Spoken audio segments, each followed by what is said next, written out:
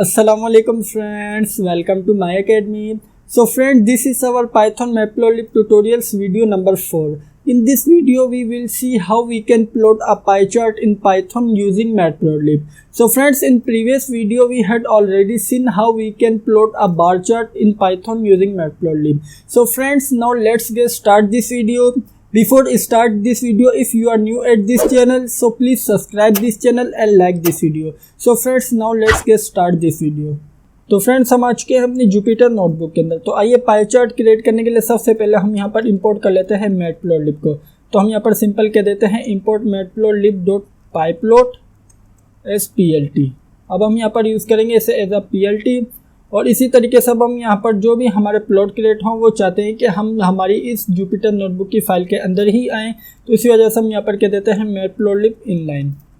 तो आइए इसे रन करते हैं। जैसे ही रन किया तो आप देख सकते हैं कि हमारे पास यहाँ पर कोई भी एरर नहीं आया। तो फ्रेंड्स, आइए अब हम देख लेते हैं कि हमारे पास पाई चार्ट होता किस तरीके से। पाई चार्ट की हमारे पास पहले से एक पिक्चर मौजूद है।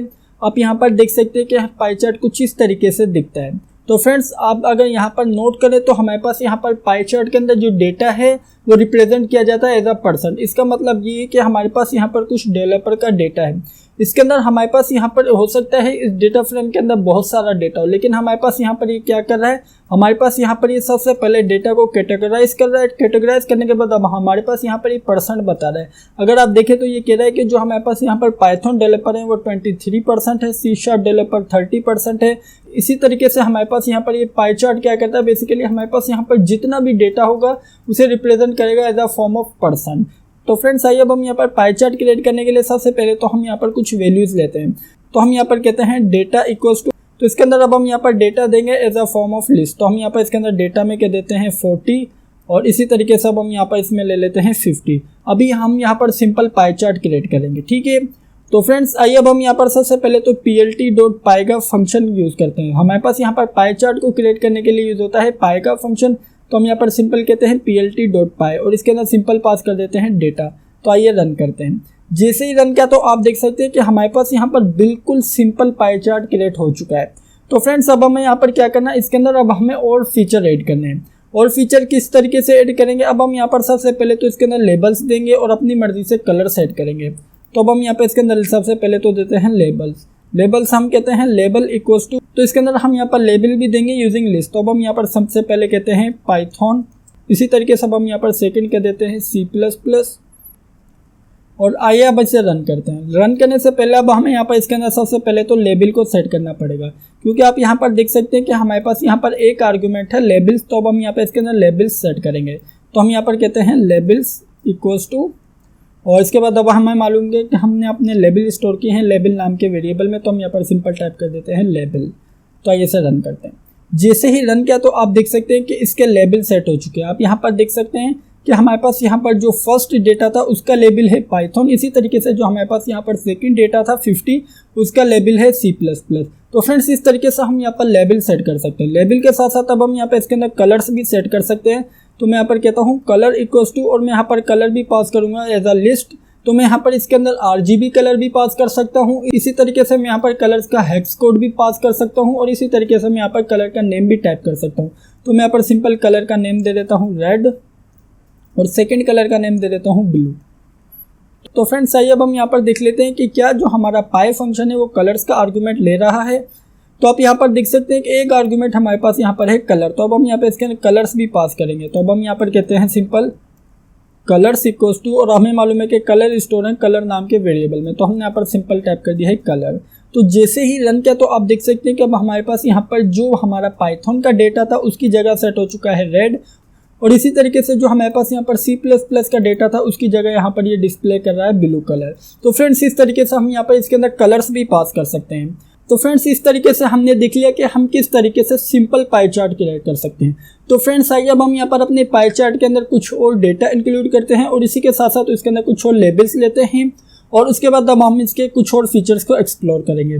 तो आइए अब हम यहाँ पर सबसे पहले तो डेटा ले लेते हैं। अब हम यहाँ पर डेटा के अंदर कुछ और वैल्यू असाइन कर देते हैं। हम यहाँ पर कहते हैं 70। ये बेसिकली क्या करेगा, ये ऑटोमेटिकली परसेंटेज कैलकुलेट करके हमें ये अपने पाई चार्ट के अंदर डिस्प्ले कर देगा। इसी तरीके से हमने यहाँ पर सेट कर दिया है 70, और इसी तरीके से अब हम यहाँ पर एक और वैल्यू ले लेते हैं 30।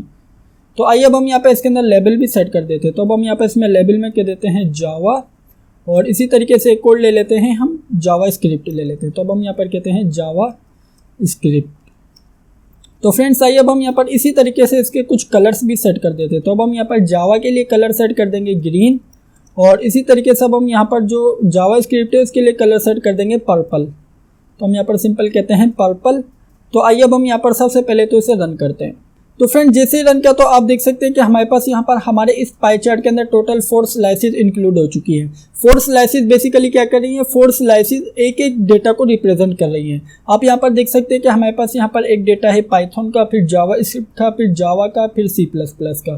तो फ्रेंड्स इस तरीके से हमारे पास यहाँ पर ये पाई चार्ट की मदद से हम अपने डेटा को रिप्रेजेंट कर सकते हैं। ठीक है, इसी तरीके से अब हम यहाँ पर इसके अंदर कुछ और ऑप्शन एक्सप्लोर कर लेते हैं। सबसे पहले तो अब हम यहाँ पर इसका फिगर साइज सेट करते हैं, और इसी तरीके से अब हम यहाँ पर इसे टाइटल भी दे देते हैं। तो अब हम यहाँ पर सबसे पहले तो इसके फिगर साइज सेट कर देते हैं। तो अब हम यहाँ पर कहते हैं plt.figure। अब हम यहाँ पर फिगर में कह देते हैं कि जो हमारा फिगर साइज है हम यहाँ पर कहते हैं फिक्स साइज हो 8/6 का। तो अब हम यहाँ पर सिंपल पास कर देंगे 8,6। तो आइए रन करते हैं। जैसे ही रन किया तो अब आप देख सकते हैं कि अब हमारे पास यहाँ पर फिगर कुछ बड़ी डिस्प्ले हो रही है। ठीक है, इसी तरीके से अब हम यहाँ पर इसका टाइटल भी सेट कर देते हैं। तो अब हम यहाँ पर कहते हैं plt.title। अब हम यहाँ पर इसके टाइटल में कहेंगे सिंपल डेवलपर्स या डेवलपर चार्ट ही सेट कर देते हैं। तो अब हम यहाँ पर कहते हैं डेवलपर चार्ट। तो आइए रन करते हैं। जैसे ही रन किया तो आप देख सकते हैं कि अब हमारे पास यहाँ पर पाई चार्ट का टाइटल भी इंक्लूड हो चुका है। तो फ्रेंड्स आइए अब हम यहाँ पर देख लेते हैं कि हम किस तरीके से इसका एज कलर चेंज कर सकते हैं। एज कलर आप अगर यहाँ पर देखें तो अभी हमारे पास बाय डिफ़ॉल्ट है वाइट। अब हम यहाँ पर इसका एज कलर चेंज करेंगे। तो एज कलर चेंज करने के लिए हमारे पास यहाँ पर एक कीवर्ड होता है। हम यहाँ पर सबसे पहले तो शिफ्ट टैब प्रेस करते हैं। उसके बाद में यहाँ पर सबसे पहले तो देखता हूँ कि हमसे क्या क्या ऑप्शन मांग रहे हैं। तो फ्रेंड्स आप यहाँ पर देख सकते हैं कि अब हमारे पास यहाँ पर एक ऑप्शन है वेज प्रॉप्स। तो अब हम यहाँ पर इस ऑप्शन को सबसे पहले तो यहाँ से यहाँ तक करते हैं कॉपी, और इसके बाद अब हम यहाँ पर इसे अपने पाई चार्ट वाले फंक्शन के अंदर करते हैं पेस्ट। तो फ्रेंड्स हम यहाँ पर बेसिकली क्या करेंगे, जो हमारे पास यहाँ पर जो वेज प्रॉप्स है इसके अंदर वैल्यू सेट करेंगे as a form of dictionary. तो अब हमें मालूम है कि डिक्शनरी के अंदर कीज और वैल्यूज का पेयर होता है। तो अब हम यहाँ पर इसके अंदर सबसे पहले तो की पास करते हैं। हम यहाँ पर कहते हैं एज कलर, और इसके बाद अब हम यहाँ पर इसके अंदर कलर सेट कर देते हैं। अभी हमारे पास है वाइट, अब हम यहाँ पर इसमें सेट कर देते हैं ब्लैक। तो आइए इसे रन करते हैं। जैसे ही रन किया तो आप देख सकते हैं कि हमारे पास यहाँ पर एज कलर हो चुका है ब्लैक। पहले हमारे पास यहाँ पर इसका एज कलर था वाइट, अब इसका एज कलर हो चुका है ब्लैक। तो फ्रेंड्स इस तरीके से अब हम यहाँ पर एज कलर भी चेंज कर सकते हैं। तो फ्रेंड्स इसी तरीके से अब हम यहाँ पर इसके अंदर शेडो भी इंक्लूड कर सकते हैं। शेडो से बेसिकली क्या होगा, हमारे पास यहाँ पर जब हम इसके अंदर शेडो इंक्लूड करेंगे तो 3D इफेक्ट देगा। तो फ्रेंड्स मैं यहाँ पर सबसे पहले पास कर देता हूँ शेडो इक्वल्स टू ट्रू, क्योंकि बाय डिफॉल्ट होता है फॉल्स। तो जैसे ही रन किया तो आप देख सकते हैं कि अब हमारे पास यहाँ पर पाई चार्ट के अंदर शेडो भी इंक्लूड हो चुका है। तो फ्रेंड्स इस तरीके से हम अपने पाई चार्ट के अंदर शेडो भी इंक्लूड कर सकते हैं। ठीक है, तो फ्रेंड्स इसी तरीके से हमारे पास यहाँ पर एक ऑप्शन होता है एक्सप्लोड का। एक्सप्लोड के लिए मैं सबसे पहले तो यहाँ पर कुछ वैल्यू सेट कर लेता हूँ। तो मैं यहाँ पर कहता हूँ एक्सप्लोड इक्वल्स टू, उसके बाद हमें मालूम है कि हमारे पाई चार्ट के अंदर टोटल 4 डेटा सेट है। तो मैं यहाँ पर सिंपल इनके अंदर वैल्यू सेट कर देता हूँ 0, फिर इसके अंदर सेट कर देता हूँ 0, फिर इसके अंदर भी सेट कर देता हूँ 0, और फिर 4th वाले में भी सेट कर देता हूँ 0। और इसके बाद अब मैं यहाँ पर सबसे पहले तो इंक्लूड करूँगा एक्सप्लोड को। तो मैं यहाँ पर सेट कर दिया है एक्सप्लोड इक्वल्स टू, और इसके बाद मुझे मालूम है कि मैंने एक्सप्लोड सेट किया हुआ है एक्सप्लोड नाम के वेरिएबल में। तो मैं यहाँ पर सिंपल टाइप कर देता हूँ एक्सप्लोड इक्वल्स टू एक्सप्लोड। तो फिर जैसे ही रन किया तो आप देख सकते हैं कि हमारे पास यहाँ पर कोई भी चेंजिंग नहीं आई। अब हम यहाँ पर क्या करेंगे, फॉर एग्जाम्पल हमारे पास यहाँ पर जो थर्ड वैल्यू है 70 जिसका नेम है जावा, इसके अंदर अब हम यहाँ पर इसका एक्सप्लोड बढ़ा देते हैं 10%। तो हम यहाँ पर कहते हैं 0.10। तो आइए अब इसे रन करते हैं।